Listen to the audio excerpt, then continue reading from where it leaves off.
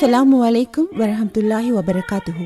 இருண்ட இதயத்தில் பெயர் சொன்னாலே அகத்தில் மட்டுமல்ல முகத்திலும் வெளிச்சம் உண்டாகும். எம் பெருமானார் ஸல்லல்லாஹு அலைஹி வஸல்லம் அவர்களின் நாமத்தை மொழிந்தாள். மண்ணிலே தோன்றிய பெருமானாரின் உச்சமாய் எங்கள் நபிகளாரின் ஸலவாத்தை எப்பொழுதும் வாயார மொழிவோம்.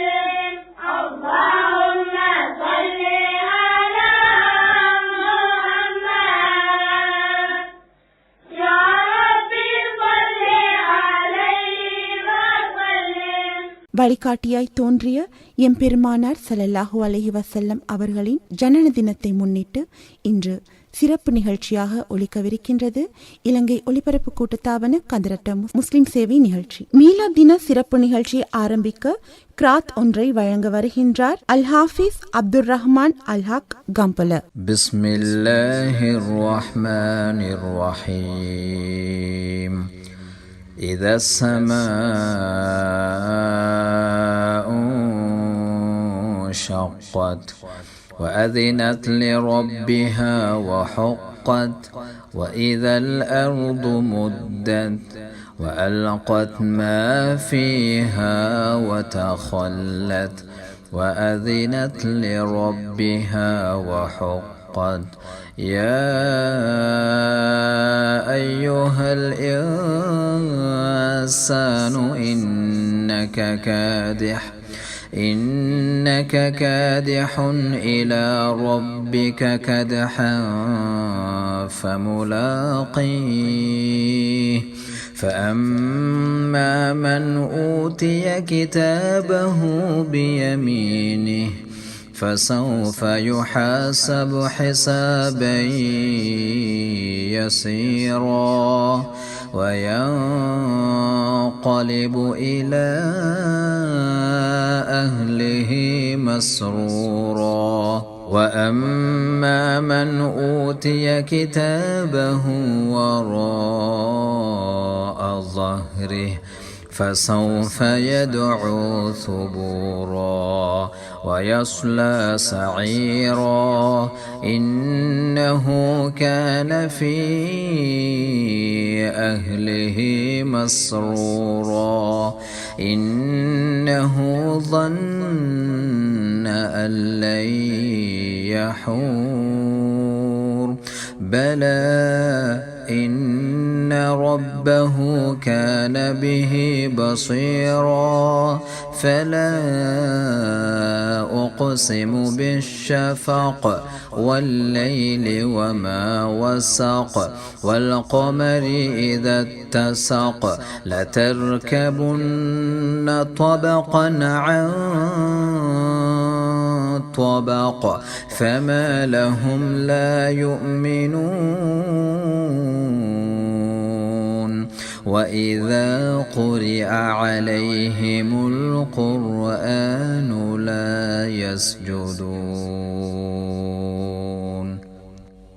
بل الذين كفروا يكذبون والله أعلم بما يوعون فبشرهم بعذاب أليم إلا الذين آمنوا وعملوا الصالحات لهم أجر غير ممنون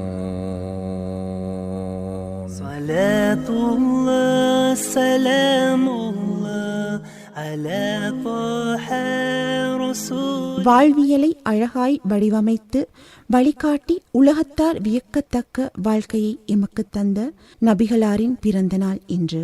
நன்னெறிகளை பொறுமையாய் எடுத்துரைத்த முஹம்மது நபி ஸல்லல்லாஹு அலைஹி வஸல்லம் அவர்களின் சிறப்பை ஆயுள் முழுதும் சொன்னாலும் ஓயாது அவரது நல்லவைகள். மீலாத் சிறப்பு நிகழ்ச்சியில் இனி ஊடகவியலாளர் பன்னூலாசிரியர் திரு அஷ்ரப் ஷிஹாப்தீன் அவர்களின் சிறப்புரையொன்றை கேட்கலாம்.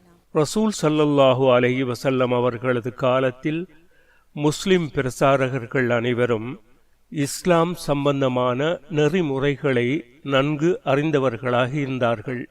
பெருமானார் ஸல்லல்லாஹு அலைஹி வஸல்லம் அவர்களுடன் இரவும் பகலும் சேர்ந்திருந்து இஸ்லாமிய நீதிமுறைகளை அவர்கள் நன்கு தெரிந்து கொண்டிருந்தார்கள்.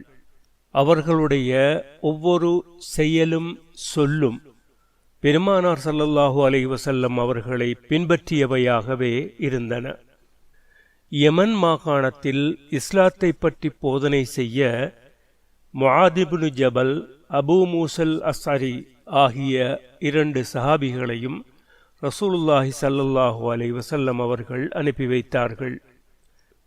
அனுப்புவதற்கு முன்பு அவர்களிடம் சொன்னார்கள், நீங்கள் சாந்தமாக பணி செய்ய வேண்டும், பலாத்காரம் செய்யக்கூடாது, மக்களுக்கு சிறந்த கருத்துக்களை எடுத்துரைக்க வேண்டும், அவர்களுக்கு வெறுப்பு உண்டாக்குமாறு நீங்கள் நடந்து கொள்ளக்கூடாது, நீங்கள் இருவரும் ஒற்றுமையாக இருந்து வேலை செய்ய வேண்டும், வேறு மதத்தவர்களையும் நீங்கள் அங்கே சந்திக்கக்கூடும், அவர்களை காண்பீர்களானால் முதலாவதாக இறைவன் ஒருவன் என்பதையும் நான் அவனுடைய தூதர் என்பதையும் நீங்கள் அவர்களுக்கு அறிவுறுத்துங்கள்.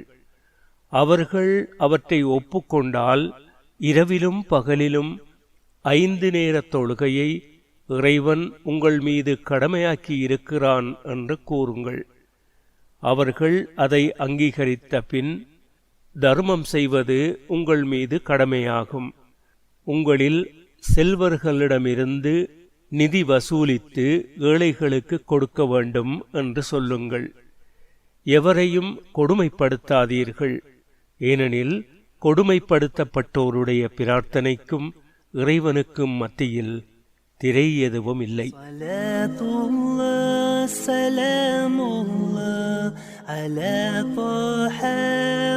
நிகழ்ச்சியில் அடுத்ததாக நாடகம்.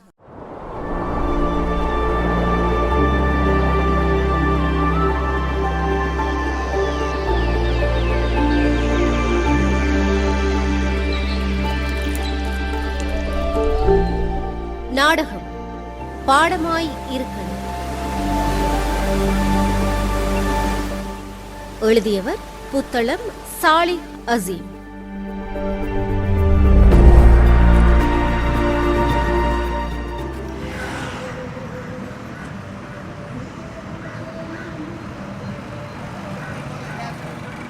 என்ன பர்சானா, அவசரமா போகிறீங்க? அப்படி என்ன அவசரம் உங்களுக்கு? நான் உங்கள் வீட்டு பக்கம் வந்து நிறைய நாளாச்சு தானே, அதான் பார்த்துட்டு போமென்னு வந்தேன். நீங்கள் என்னடாண்ணா ஓட்டமும் நடையுமா அவசரமாக போகிறேன்?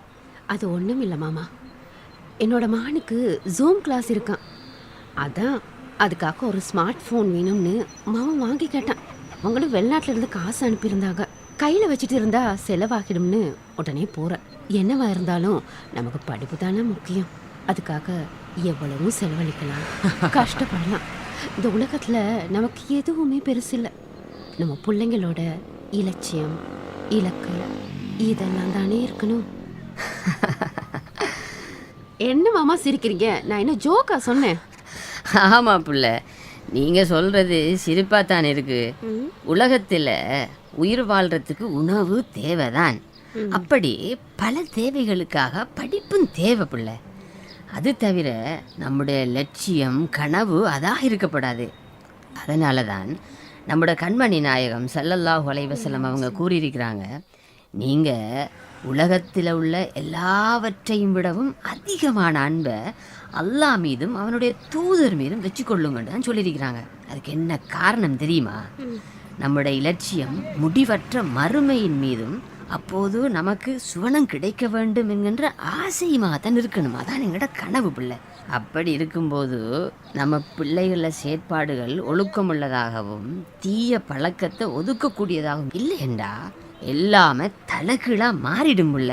அவங்களோட வாழ்க்கையும் அழிஞ்சு நரக வாசலுடன் நண்பர்களாக நம்மையும் துன்பத்தில் விட்டுட்டு போய்த்துருவாங்க புள்ள.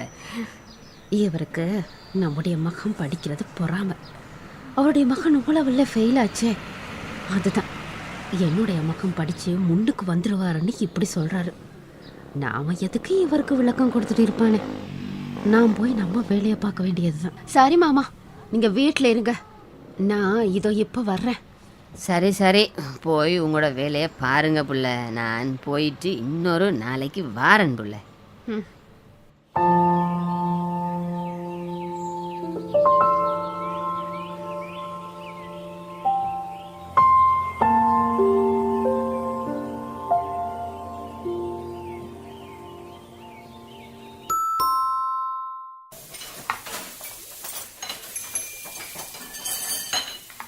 என்னங்க ஃபர்சன் அவுட்டுக்கு போனீங்க? போன வேகத்திலே வந்துட்டீங்க, என்னாச்சு? அதேன் புள்ள கேட்குற. நான் பர்சான வீட்டுக்கு போனதும் அவளும் வீட்டிலிருந்து வெளியால் வாராள் புள்ள. எங்கே அவசரமாக போகிறேன்னு கேட்டதுக்கு மகனுக்கு படிக்க ஃபோன் வாங்கன்னு சொன்னாள். பிறகு பார்த்தேன் அங்கு பிள்ளைங்க தான் இருப்பாங்கண்ணே, அவங்களும் படிச்சுக்கிட்டு இருப்பாங்க. கடைசியில் நான் அமைதியாக இருந்துட்டு வரணுமே, அதான் இன்னொரு நாளைக்கு போமென்னு வந்துட்டேன் புள்ள. அல்லா, என்னங்க சொல்றீங்க? இப்பதானே அவள்கிட்ட பிள்ளைக்கு 8 வயசு ஆகுது. அதுக்குள்ளுக்கு எதுக்கு இந்த ஃபோன் எல்லாம்? அந்த ஃபோனில் தான் எல்லா முசீபத்துமே வரும். சின்ன பிள்ளைட கையில் ஃபோனை கொடுத்தா என்ன ஆகும்? பாவம் இந்த சமுதாயம். அல்லா தான் காப்பாற்றணும். என்னம்மா செய்கிறது எல்லாம் நம்மோட நேரம் இல்லை. ஸ்கூலில் ஃபோன் பிள்ளைங்கட கையில் கொடுக்க வேணாம், அது அவங்களோட படிப்பை பண்பை கெடுத்துருமின்னு சொல்லுவாங்க. ஆனால் 2 நாள் கழித்து பார்த்தோட லிங்க் கொண்டு அனுப்பியிருக்கிறேன், அதை எடுத்து படிச்சுட்டு அதை திரும்ப பிரிண்ட்டும் எடுத்து கொண்டு வாங்கன்னு சொல்லுவாங்க. அப்படி சொல்லும்போது பிள்ளைங்க பாடத்தில் லிங்கை மட்டுமா பிள்ளை பார்ப்பாங்க? சொல்லுங்க நீங்கள். சரி, என்னதான் நாம செய்ய? நாம சொல்ல போனா யாரு இதெல்லாம் கேட்கிற புள்ள? அது சரிதான்.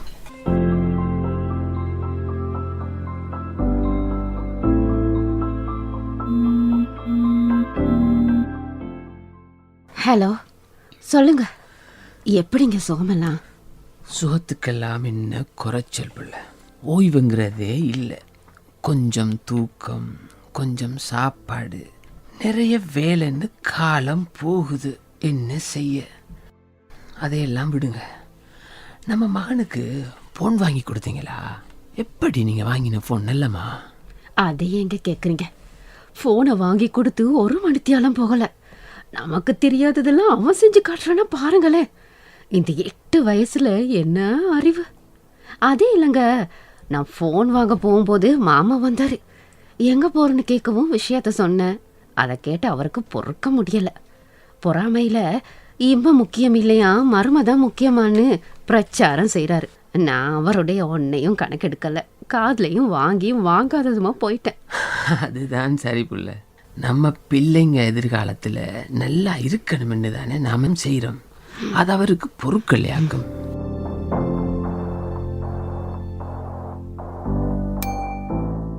மகா, ஓலவில் எக்ஸாமுக்கு இன்னும் ஒரு கிழமை தான் இருக்கு. போனை பார்த்துட்டு சிரிச்சு சிரிச்சு யாருக்கிட்ட பேசிட்டு இருக்க? உனக்கு நான் என்ன கேட்டாலும் விளங்காது. என்னமோ செஞ்சு தொலை. ஆனா ஒண்ணு, உன்னுடைய எதிர்காலம் நல்லா இருக்கணும்னு தான் இவ்வளவு கஷ்டப்பட்டு படிக்க வச்சோம். அதுக்கான முக்கிய நேரம் இது. கோட்டை விட்டுறாத.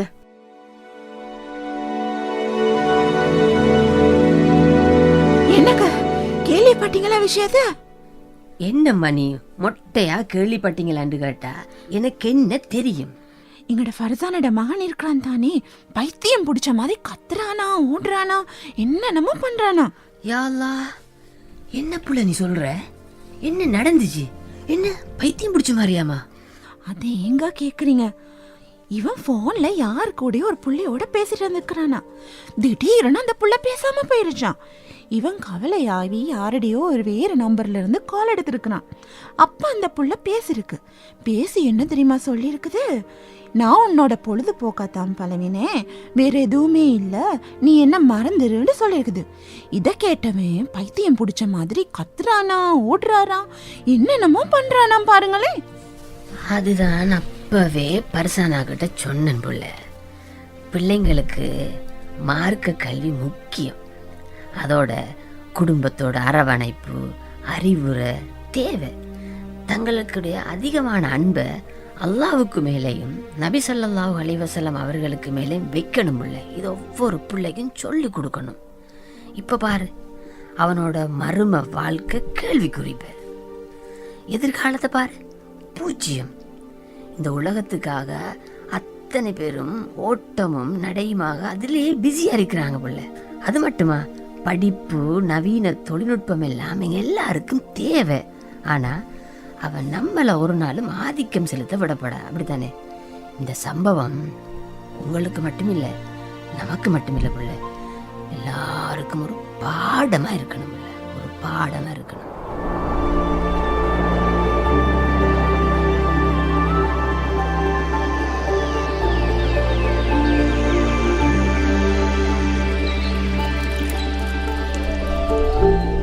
பாடமாய் இருக்கணும் நாடகம் கேட்டீர்கள்.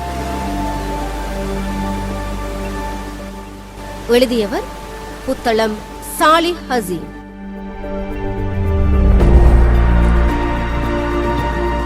நாடகத்தில் பங்கு பற்றினார்கள் மாமா மற்றும் ஃபர்சானாவின் கணவர் அட்டாளிச்சேனை ஷிஹாத் இஸ்லாஹி, ஃபர்சானா லைலா அக்ஷயா, சுமையா ஜிமாரா அலி.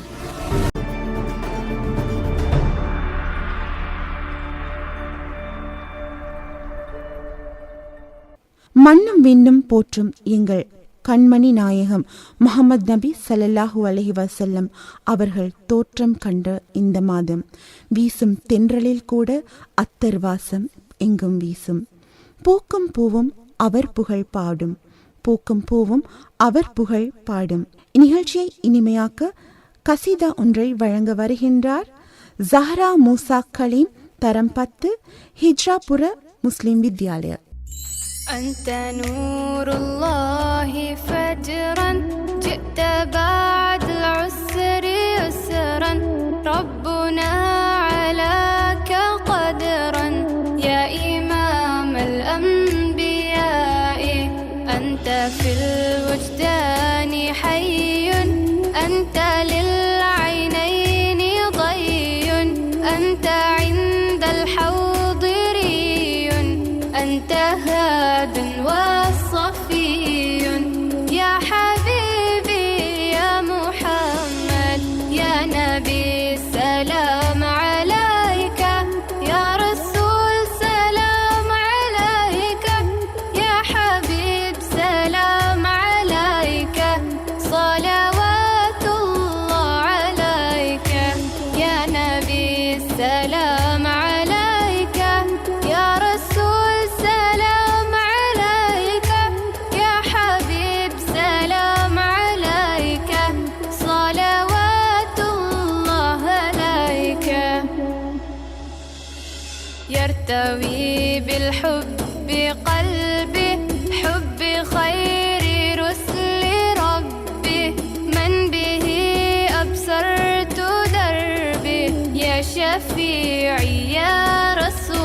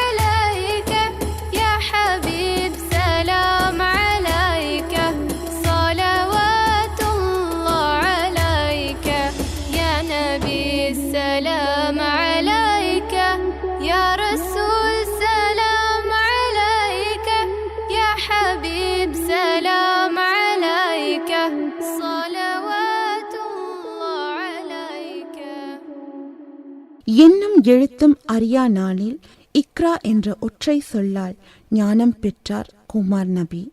என்னும் எழுத்தும் அறியா நாளில் இக்ரா என்ற ஒற்றை வார்த்தையால் ஞானம் பெற்றார் கோமான் நபி. தோன்றாது என்று எண்ணிய ஞானம் தீராத ஊற்றாய் பெற்றார் அன்று. தோன்றாது எண்ணிய ஞானம் தீராத ஊற்றாய் பெற்றார் அன்று. கல்லாய் இருந்த ஹீரா குகையும் கல்வி கூடமாய் ஆனது அன்று. இன்று நாம் கற்பது எல்லாம் அன்று தோன்றிய ஊற்றில்தான். அந்த ஊற்றை தோற்றுவித்த அல்லாஹுவுக்கே எல்லா புகழும். அல்ஹம்துலில்லாஹ். அடுத்ததாக நிகழ்ச்சியில் கவிதையொன்றை வழங்க வருகின்றார் கவிஞர் நாச்சியாத்தீவு ஃபர்வின் அவர்கள். பிஸ்மில்லாஹிர் ரஹ்மானிர் ரஹீம். நட்பண்புகளின் தாயகம் நபிகள் நாயகம். முத்தே ரத்தினமே எங்கள் முகவரியே முகம்மது நபியே. முத்தே ரத்தினமே எங்கள் முகவரியே முகம்மது நபியே. தடம்புறந்து திசை தெரியா தத்தளித்த மாந்தருக்கு வடம்போல வந்துதவி வாழ்வு தந்த வள்ளலே. தடம்புறந்து திசை தெரியா தத்தளித்த மாந்தருக்கு வடம்போல வந்துதவி வாழ்வு தந்த வள்ளலே. கடல் போல கருணை மனம் கண்ணியமாய் பழகும் குணம் காத்தமுன் நபி நாயகமே காருணியத்தின் தாயகமே. காத்தமுன் நபி நாயகமே காருணியத்தின் தாயகமே. நம்பிக்கை நாணயம் நட்பண்பின் பொக்கிசம் உம்மை நானிலமும் புகழ்பாடும் நாயகமே யா ரசூலே. ஓரிரை கொள்கையை உரத்திச் சொன்னீர்கள் நீங்கள் இந்த பூமிக்கு. ஓரிரை கொள்கையை உரத்திச் சொன்னீர்கள் பல தெய்வ வழிபாட்டை மறக்கச் சொன்னீர்கள் நாயகமே. ஓரிரை கொள்கையை உரத்திச் சொன்னீர்கள் பல தெய்வ வழிபாட்டை மறக்கச் சொன்னீர்கள். படையோடு வந்தார்கள் பண்புள்ள உங்கள் உயிரை பறித்தெடுத்து செல்வதற்காய். படைத்தவன் பெரியவன் பாதுகாத்தான் நாயகத்தை. படைத்தவன் பெரியவன் படையோடு வந்தார்கள் பண்புள்ள உங்கள் உயிரை படைத்தெடுத்து கொள்வதற்காக. படைத்தவன் பெரியவன் பாதுகாத்தான் நாயகத்தை. பத்ரின் வெற்றி உங்களின் இறை நம்பிக்கையை உரசி பார்த்தது நபியே நாயகமே யா ரசூலே. பத்ரின் வெற்றி உங்களின் இறை நம்பிக்கையை உரசி பார்த்தது. உஹதின் தோல்வி தலைமைத்துவ கட்டுப்பாட்டை தகர்த்ததனால் வந்த தண்டனை. ஹுதைபியாவில் விட்டுக் கொடுப்பு விவேகத்தின் மேதா விலாசம். மக்கா வெற்றியில் உங்களின் மன்னிக்கும் மகோன்னதம் மண்ணுக்கே புலப்பட்டது நாயகமே. மக்கா வெற்றியில் உங்கள் மன்னிக்கும் மகோன்னதம் மண்ணுக்கே புலப்பட்டது நாயகமே. ஞான பெருங்கடலே நாயகமே யா ரசூலுல்லாஹ். ஞான பெருங்கடலே நாயகமே யா ரசூலல்லாஹ். நாளும் உம்மீது சலவாத்து சொல்வதற்கு காலம் படைத்தாலும் கருணையாளன் அல்லாஹ்விடம் கரமேந்தி கேட்கின்றேன் ஆமீன். ஞான பெருங்கடலே நாயகமே யா ரசூலல்லாஹ். நாளும் உம்மீது சலவாத்து சொல்வதற்கு காலம் படைத்தாலும் கருணையாளன் அல்லாஹ்விடம் கரமேந்தி கேட்கின்றேன் ஆமீன். நட்பண்புகளின் தாயகமே நீங்கள் எங்கள் உயிர் நபிகள் நாயகமே. அஸ்ஸலாமு அலைக்கும். நான் நாச்சியாதிவு ஃபர்வீன். காதால் கேட்டால் செவியும் சிறக்கும். காதால் கேட்டால் செவியும் சிறக்கும். நாவால் உரைத்தால் காற்றில் சுவனத்தின் வாசம் வீசும் நபிகளாரின் புகழ்தனை.